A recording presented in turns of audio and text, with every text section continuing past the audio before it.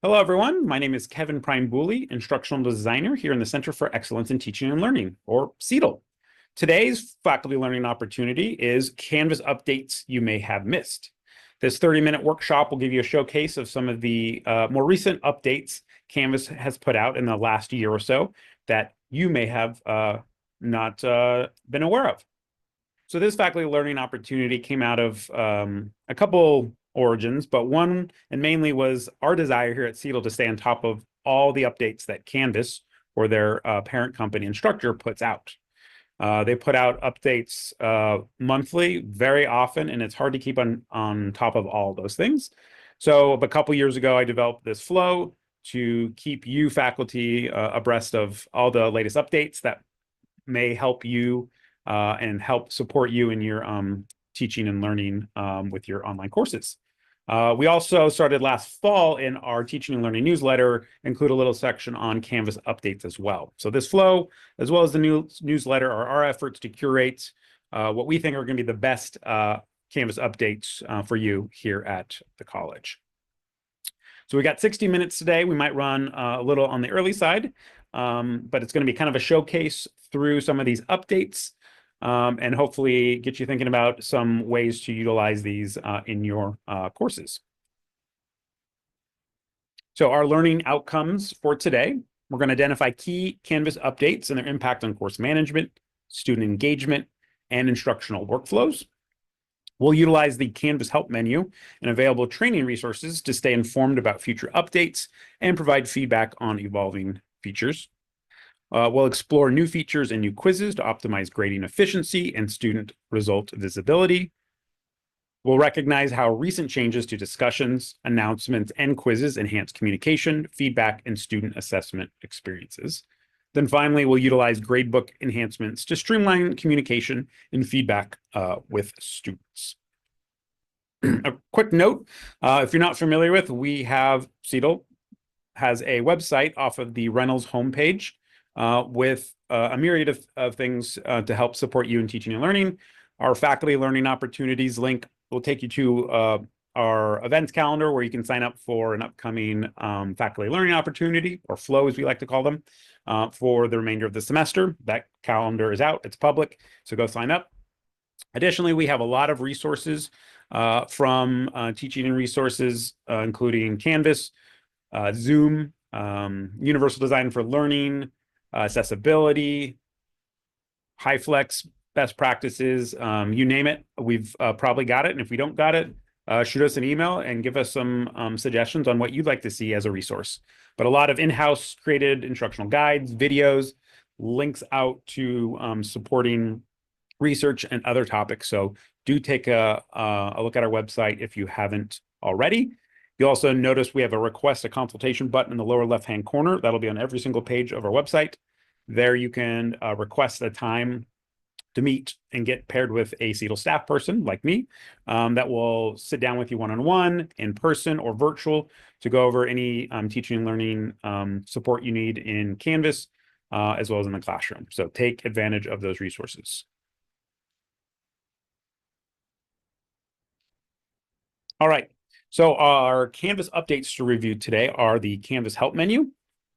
We're going to look at two features in the new quizzes, including managing student result view and custom results feedback.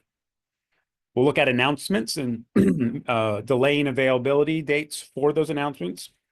We'll look at discussion summaries, kind of dip our toe in the world of AI.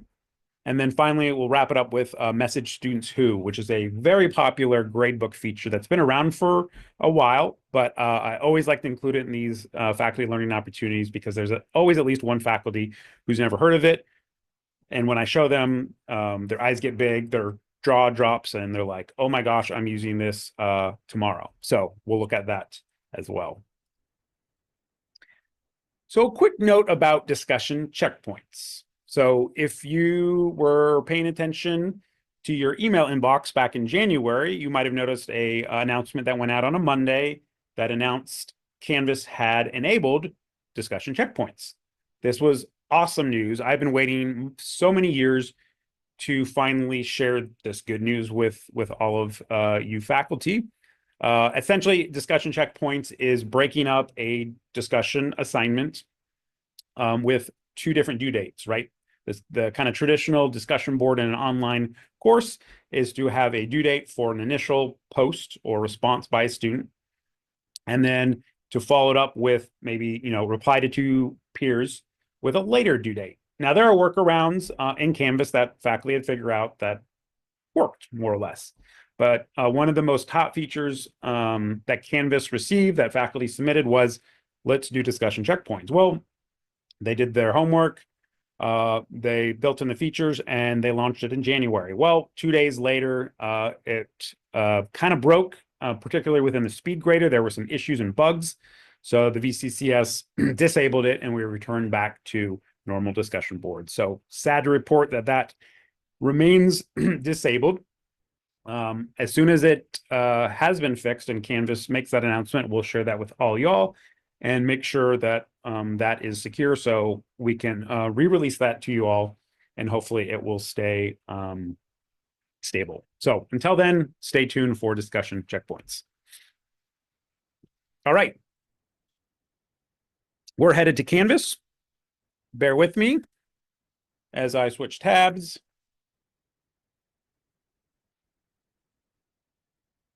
Okay, so our first update is the training services portal, which can be found in the help menu in Canvas. I'm going to zoom in a little. So students, faculty alike have access to a help button on their global navigation. And I want to point out just a couple other things within this help menu in case you're new to Canvas, newer, or just haven't poked around enough. But in the help menu, there are a lot of great resources like reporting a problem if something's broken, Canvas hotline, both for faculty and for students. So you can point students to the help menu so they can reach out to the Canvas support line. These phone numbers, and there also is a live chat, are extremely valuable, particularly if it's after CETL business hours. So typically, CETL, we're not a help desk per se, but we support faculty right in Canvas, everything Canvas and learning management system related. But if it's after hours or weekend, we typically cannot respond in our normal response time, which is typically 24 to 48 hours via email. So if it's after hours or it's weekend or you can't reach us on our phone, go to the Canvas help menu and file a ticket, make a call, or do a live chat, and many issues they'll be able to resolve. If it's particular to our instance in Canvas, then you'll have to wait until our business hours to reach a CETL staff. But I wanted to point out those resources for you all. There is Ask the Community, submit a feature idea, a lot of great resources within the help menu. But for today's Canvas update, I want to point you to the training services portal. Give it a moment.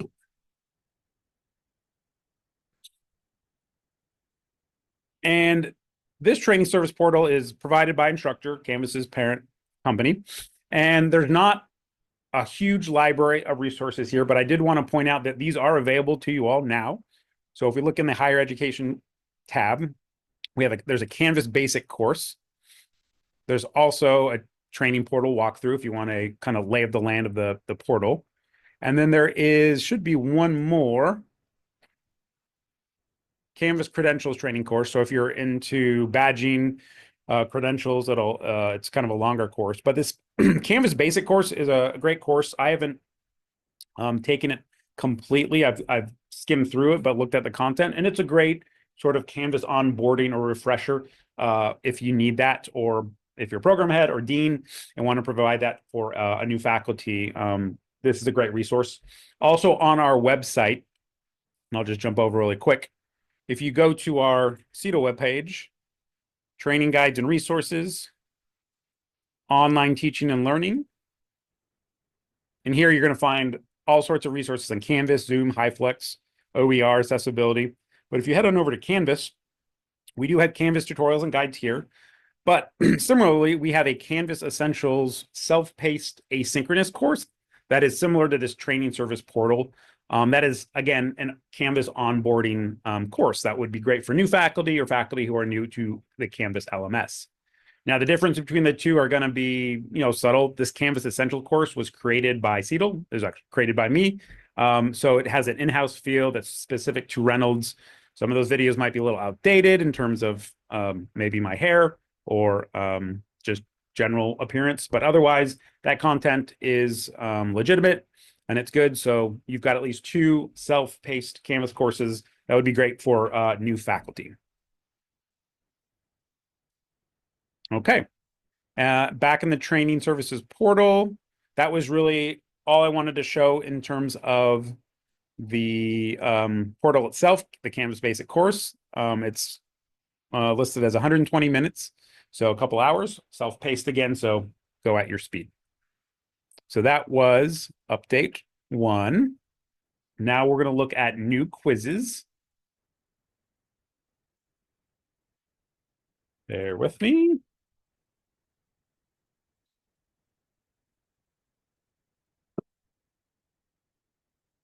Okay, so actually 2 updates in new quizzes, both having to do with student feedback in the new quizzes features. So if I head over to my quizzes section, I've got a student feedback sample quiz here. And we're going to go down from the settings page. We're going to build to bring up the settings for this new quiz, which is different from classic quizzes. So here I've got kind of a standard new quiz built out. So this update can be found on the settings tab at the top. And we're first going to look at show student feedback. And that can be found under hide results from students. Let me zoom in a little. So the very last option here, if I turn on hide results from students, I get all these different sub options to turn on or turn off based on the details of the quiz I want to administer.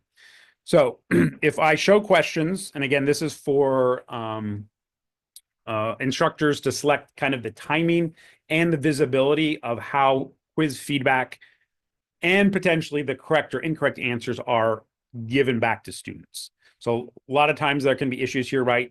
If you give students multiple attempts and you accidentally turn on show correct answer after that first attempt, students are going to see what the correct answer is. And because you've given them a second attempt, they can go back and ace that test. So with new quizzes and quizzes in general, always take the time to go through all your settings to make sure your quiz settings are exactly how you want them to appear. So for this update, we can turn on show student responses. And we have all these options for when we want those responses to be displayed to students. For all attempts, or once after each attempt, only after their last attempt, or only after their last attempt on a particular time. And that's what this update does, is it now gives the ability to future date when that quiz results are given back to students. So let's say we had a quiz, students had 1 or 2 attempts to complete. We could future date this. Let's say the quiz had a due date to complete by Wednesday at noon this week. So that's when students had to finish and complete the exam.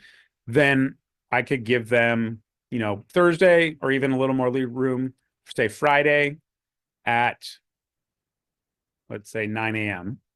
And so any options related to student feedback I turn on will not be released to them if they go back to the speed grader until that Friday at 9 a.m. And then I could hide them maybe after a week or a couple of days if I chose. You could also dial in a few other settings like indicate response as correct or incorrect. And then you could dial in those. So show the correct answer, maybe only after the last attempt. So if you're giving students a couple chances or a couple attempts, definitely have that turned on. And then again, you can future date that accordingly. So that is your second update. The additional update, and this again was on the settings. If I minimize that and I go to show custom feedback results, you can provide a little custom feedback that students will receive as soon as they finish the quiz. So it'll be at the last answer, they'll submit. They'll get a little confirmation that their quiz has been sent. And then this is a custom text field that you can put in something like, good job or way to complete the exam. Some tips and best practices here are, great job completing your quiz. Please begin the next module or the next week's lessons to prepare for our live session next week, or something like that, that gets them continuing on to navigate through your course. So again, that is show custom feedback with results and hide results from students. So 2 new updates in Canvas new quizzes. All right, moving on. We're going to head over to announcements. And this updates allows us to future date or future publish announcements. This was released last summer, but it's one I've gotten a lot of great feedback from faculty that allows them to kind of prepare their class as early as they want with, especially those that do weekly announcements or check-ins, to at least get those in Canvas, but sort of hide them before they're actually published. So let me show you how this works. So I'm on my announcements index page in a Canvas course, and I'll create a new announcement. So let's say I do, I don't know, let's get fun with this. No midterm in this course ever. Probably an announcement you won't make, but you kind of get the idea. So you give your announcement a title, give it some content. And then the update here is if you scroll down, and you got some other options to consider, but you have an available from and until date. So similar to announcements, or excuse me, similar to assignments, when you make assignments available, you can do the same thing to announcements. So I could future date this. And let's say send it to next Monday at 9 a.m. So what will happen is my button now, instead of saying send, it says save. So I'm going to future date this. And now you can see it looks like my announcement has been created and is living in the index page, but at the top it says this announcement will not be visible until February 24th at 9 a.m. So any students in my course will not see this. And now I don't have to get up, on Monday at 9 a.m. and send out that announcement live in my course. Now, what's great about this is, let's say I noticed an error, or I needed to make some changes to this announcement. As long as this date and time hasn't come and gone yet, so it's still in the future, I can always come to these 3 dots, click edit, and then make my adjustments as I need. So in our case, maybe instead of midterm, we get really crazy and say no final in this course ever, make some changes, add an image, add a link, keep everything the same. And then when I hit save, Canvas will ask you, would you like to send a notification to users that the announcement has been edited? Well, in this scenario, I want to say save and don't send, because this announcement hasn't actually gone out yet and it might confuse students. So I will hit save and don't send.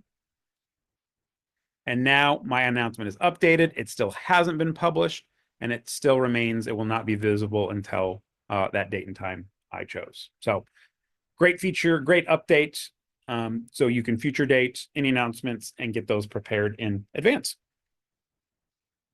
All right, next up is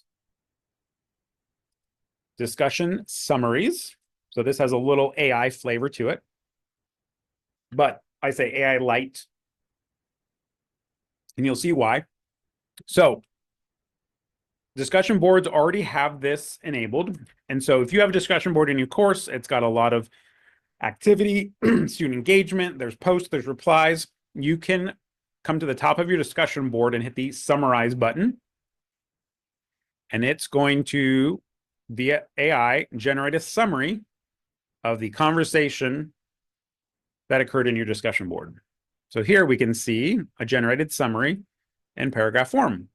Discussion covered key topics related to HyFlex teaching. The instructor provided an overview of HyFlex, encouraged questions, yada, yada, yada, yada. There's a pretty good summary. The summary is only available to faculty, so students don't have the ability to this button to summarize and then use in their post. That would be bad. but this is only for faculty to kind of get a snapshot, a quick starting point to learn about, what was happening in that discussion board in your course.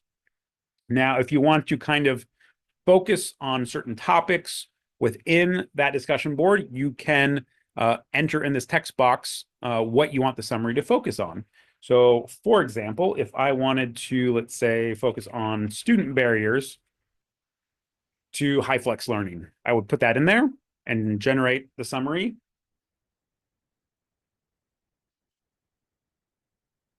And within a few moments, we get a new summary based on that criteria. So here we see, based on discussion, the main student barriers around the HighFlex course format seem to be blah, blah, blah, and blah, blah, blah. So a great tool to kind of first step to read and understand what your students are talking about in a particular discussion board. And then from there, maybe it'll help you with your feedback or help you learn if maybe students are getting off topic or some, common themes throughout that will help you in additional feedback that you may provide throughout that discussion. So discussion summaries, those are available. They've been available since last summer. Start using them now. And again, only for faculty. All right. So we're on our final update. This is Gradebook Message Students Who. So this feature has been out for a while now, but there was an update last summer that included numbers.